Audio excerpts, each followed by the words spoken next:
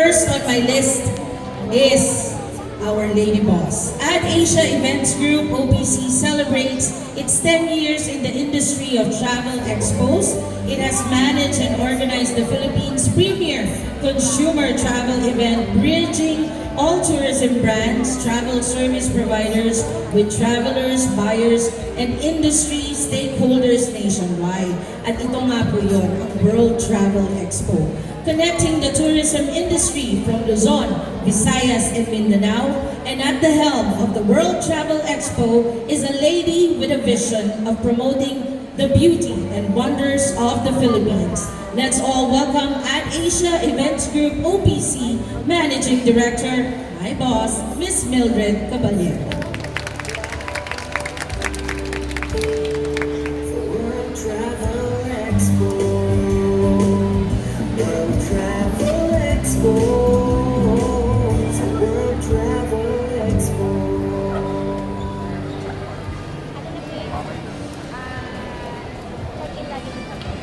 Good morning, everyone. For everybody, Allow to acknowledge the honored guests who joined us today. We are honored by the presence of Quezon City Mayor Joy Belmonte. We are also grateful to have with us COO Maria Margarita Montemayor Margares of the Tourism Promotions Board, OIC Ms. Gina Ira Barata of the Quezon City Tourism Department, and Ms. Jocelyn Ann Carino, Senior AVP for Operations of SM North, EDSA. Joining also this morning are our sponsors and partners, Mr. Christian Emmanuel Bona, Marketing Head, Hotel and Hotel Gym World, and Ms. Princess Ashley C. Macalala, Director of External Affairs of PATA Philippines LPU Manila Student Chapter. Your presence affirms our shared commitment to strengthening tourism and creating meaningful travel experiences. Thank you for celebrating this milestone with us. Now, I invite you to pause for a moment. Think about the last time you truly felt free. The time you laughed without checking your phone. The last time you watched a sunset and forgot about deadlines, bills, and responsibilities. That feeling, that is why we travel.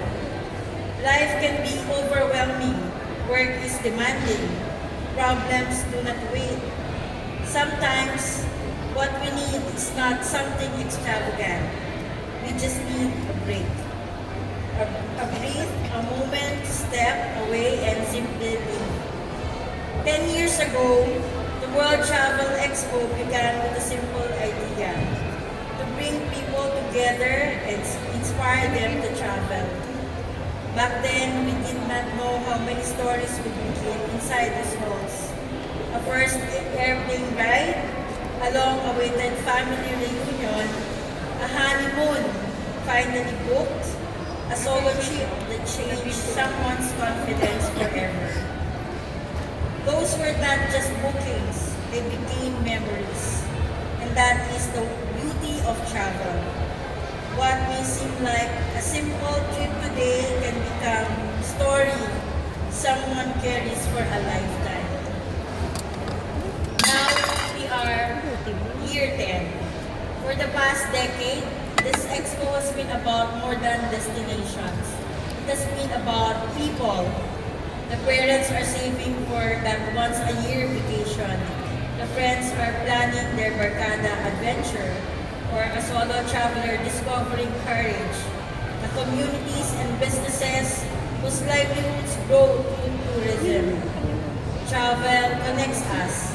It reminds us that despite our differences, we all seek the same things: joy, discovery, meaningful experiences. As we celebrate 10 years of the World Travel Expo here at SM North EDSA, let us continue creating journeys that inspire and memories that last. Escape for a while. Enjoy the moment. Create something worth remembering. Because the trip you plan today might become the story you tell for the rest of your life.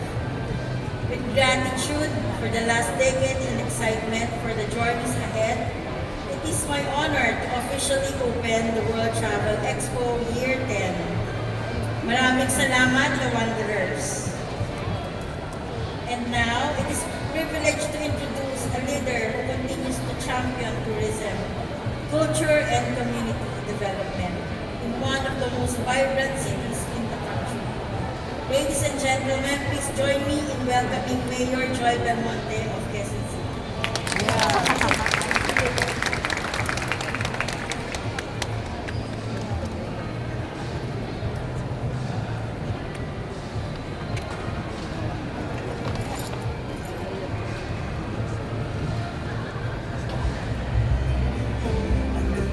To my dear friend and comadre, the COO of the Tourism Promotions Board, Maria Margarita Montemayor Nogales. To Ms. Mildred Caballero, the Managing Director of AdAsia Events Group, OBC. To Ms. Jock Ann Clarino, Senior AVP for Operations, SM North EDSA. And to Mr. Christian Emmanuel Buana, Marketing Head of Eurotel NG World. And to all of our guests who are present here today, isang magandang umaga po sa ating lahat. Welcome to Quezon City. Masaya kami na sa wakas we are hosting the World Travel Expo and on a milestone year no less, your 10th year.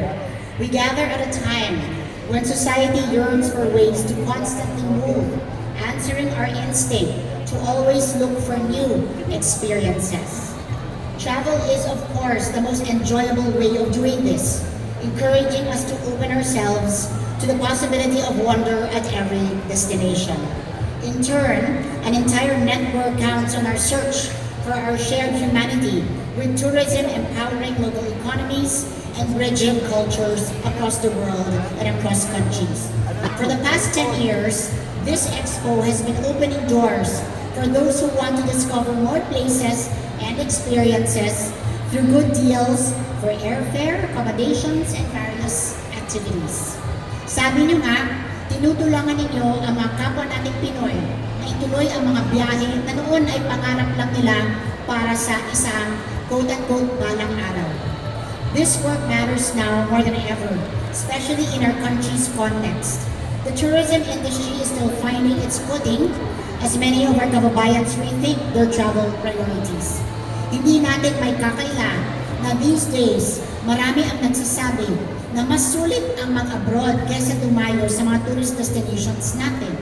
Yet the numbers remind us of what is at stake. Tourism contributed nearly $91.8 billion to our gross domestic product, presenting close to 20% of national output and sustaining over 11 million jobs across this country. Let us not forget that. Travel is not just something we enjoy, it is something our communities depend on. Kada booking, biyahe at adventure ay may kontribusyon sa buhay ng staff ng mga hotel, ng mga tour guide at local restaurants, mga small souvenir shops, at mga lokal na pamahalaan. Here in Quezon City, we can relate to such a philosophy. This is why we are investing in creating more attractions and opportunities for visitors. From our museums, and incidentally, I would like everyone to come to the very first Women's Museum in the Philippines. It's the Tandang Sora Women's Museum dito mismo sa Quezon City. To historical landmarks and specialized districts, to food establishments, hotels, and niche experiences like our annual Q Cinema International Film Festival and the biggest Pride Festival in Southeast Asia with over 400,000 attendees. So I thank the DOD for your support there. We are popularly known as the City of Stars, but QC's true gifts lie in our rich history, heritage, and our people. Sabi nga namin, there is more to explore in QC. As the World Travel Expo kicks off its 10th year, I'm sure that there is something for everyone. From discounted flights and hotel promos, to cruise offers and various cultural and adventurous experiences. Ang balita ko po ay marami tayong exclusive deals which I'm sure our visitors will be very happy to discover for themselves. Katulad nung buy one, take one na nakita ko lang na naglalakad tayo.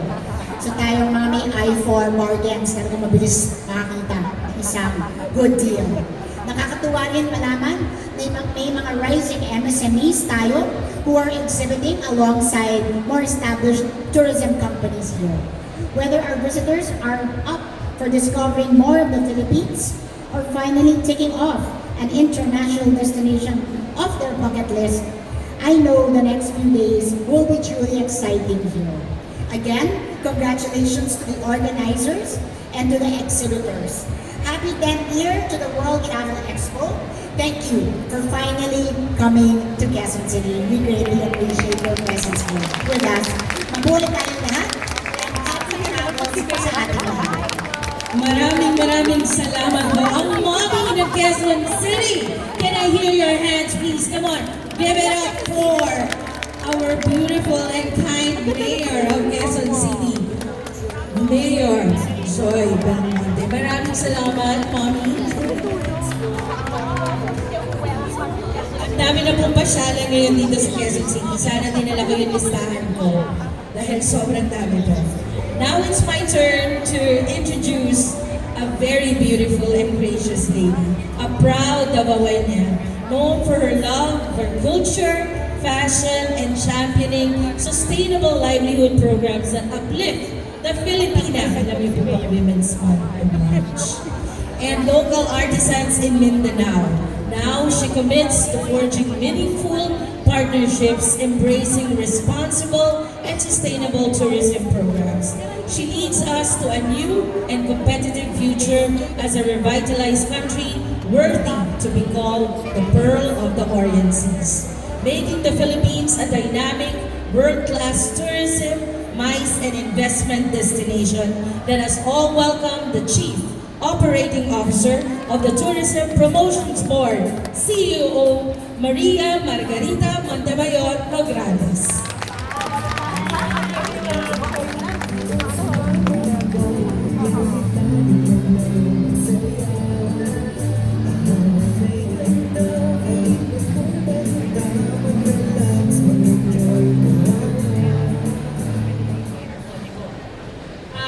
May buntag sa kanan. Good morning to everyone.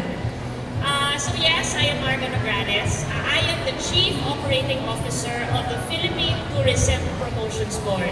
Kami ho ang marketing arm ng Philippine Department of Tourism in charge of our 13 key markets around the world via our travel trade shows and business-to-business events and meetings. So today, it is my great honor to be with you for the World Travel Expo 2026. Allow me first to acknowledge someone I have the huge honor of calling my dear friend. Under her leadership, this city, Quezon City, continues to thrive as a dynamic center for culture, innovation, and community.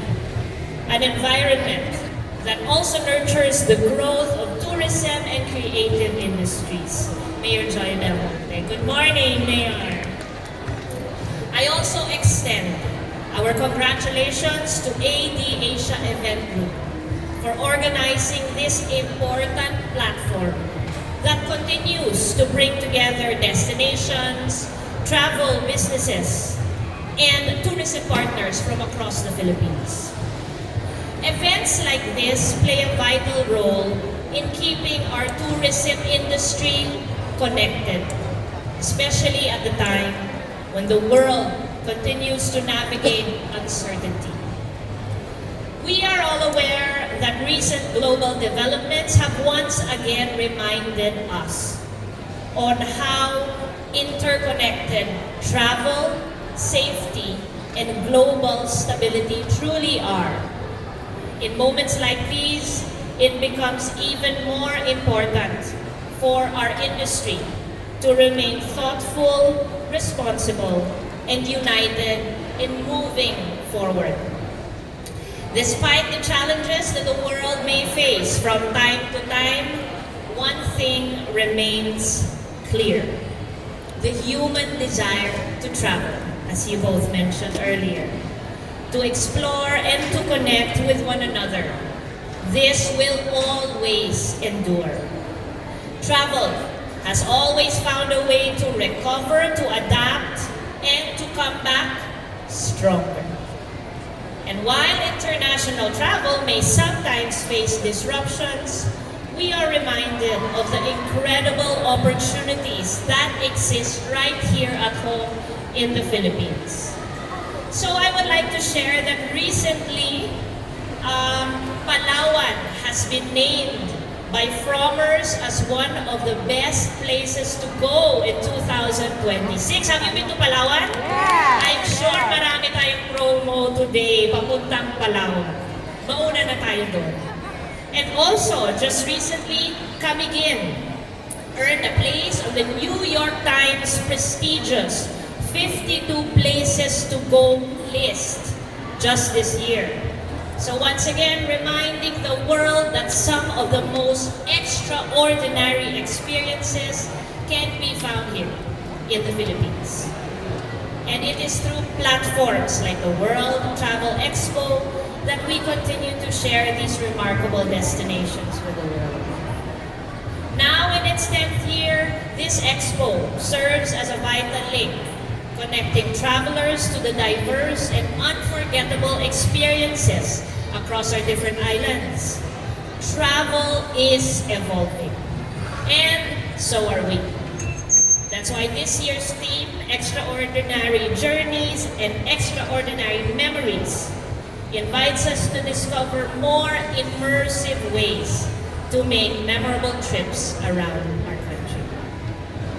As we celebrate this decade-long milestone, I want to express my sincerest gratitude to each and every one of you for your dedication. We are reminded of the strength of Philippine tourism and that it lies in partnership. That's why I always say, tourism is everybody's business.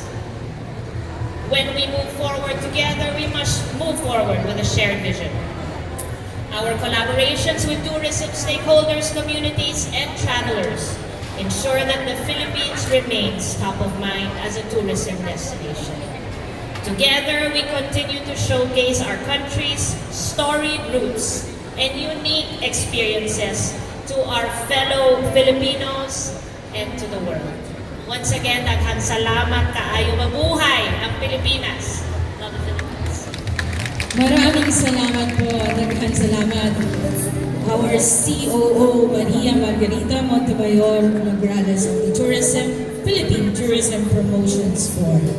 We would like to invite once again our special guests to please come up the stage to receive a token of appreciation and of course for the valuable photo op opportunity, yes, with our special guest on stage for our token of appreciation. So maraming salamat po sa inyong lahat. And the World Travel Expo first leg here at SM North EDSA is not the last one, but the first one for 2026. Our next stop will be in Davao City. Ayan po, sa lungsod, kung saan nagmula si COO Nograles. Yes, we will be in Davao City on May 15, 16, and 17. And we will go to Cagayan de Oro on July 3, 4, and 5. Down to the center of the Philippines in Cebu City on August 14, 15, and 16. And Iloilo on September 18, 19, and 20. And we will be back here in Quezon City on October 16, 17, and 18 at Trinoma. And our last stop will be in Parañaque City, Ayala Malls, Manila Bay, November 13, 14, and 15. Maraming salamat po sa ating mga panauhin ngayong umaga.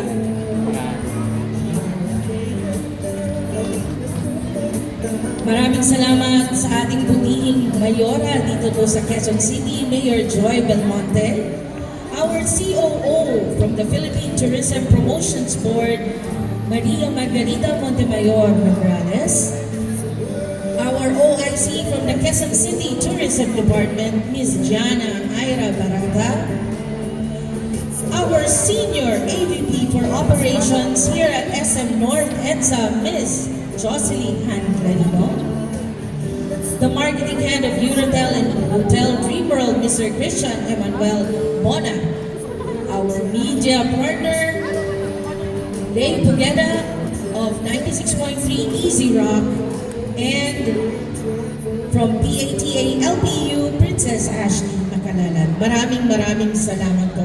And to the Managing Director, of course, of Asia Events Group OPC, Ms. Smile.